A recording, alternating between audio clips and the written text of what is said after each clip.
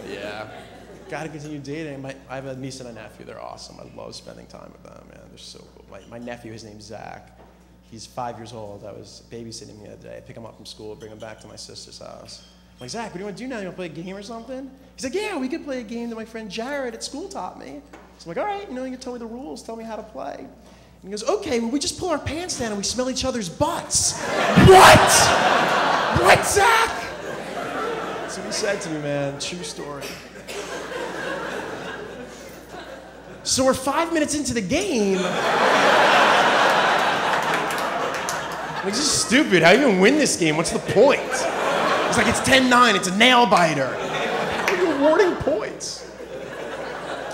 I was babysitting both my niece and my nephew last summer, and that's hard because you gotta keep an eye on both of them, So I figure I'll bring them to the community pool. It's crowded, but it's confined. Bad idea. My nephew comes swimming up to me in the middle of the pool. He's like, Uncle David, I gotta make pee-pee. I'm like, Zach.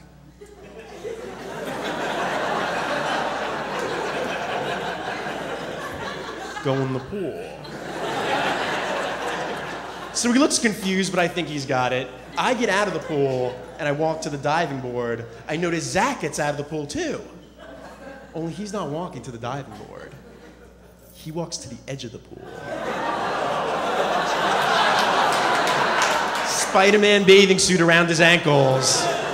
Golden arch onto little Jonah Rosen's forehead. Jonah's tried to deflect it with the water wing. Zach starts following him around the circumference of the pool. Like, Zach, you don't get out. But it's such a culture to be a husband and a father, are you guys married? Yes, you look very happy. So. Do you bring him shopping with you? Yes, don't. He fucking hates it. He does not ask to go. What am I starting? I don't know.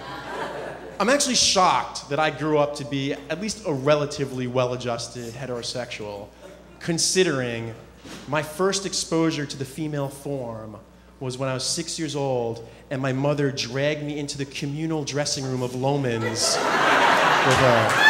That's how it started for me, okay? I assure you, there is no more direct conduit to homosexuality than to see your mother and her friends trying to sausage their way in to these size dresses that they have no business being within the same zip code of.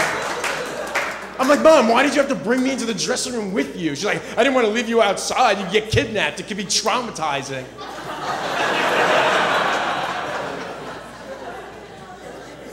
It's a bullpen. That's what it is. Loman's is the only place where it's communal dressing room. It's like a petting zoo, kind of, in there. And then outside, they set up the chairs for the husbands. You know those chairs, just like schmucks row? You know what I mean? You ever see these guys sitting in the chairs? It's like the row of broken spirits, These defeated men. They're like, oh, honey, that one looks good. I like that one. This is him. And he's like, yeah, that one looks good. You look skinny. I like it. You look good in yellow. I like that one, too. This is really fun. Sometimes you see the husbands in the chairs with their wives' purses on their laps. Holy shit! Ironically, inside the purse are the very testicles that used to be in the lap. You guys enjoy the rest of the show. Thank you so much.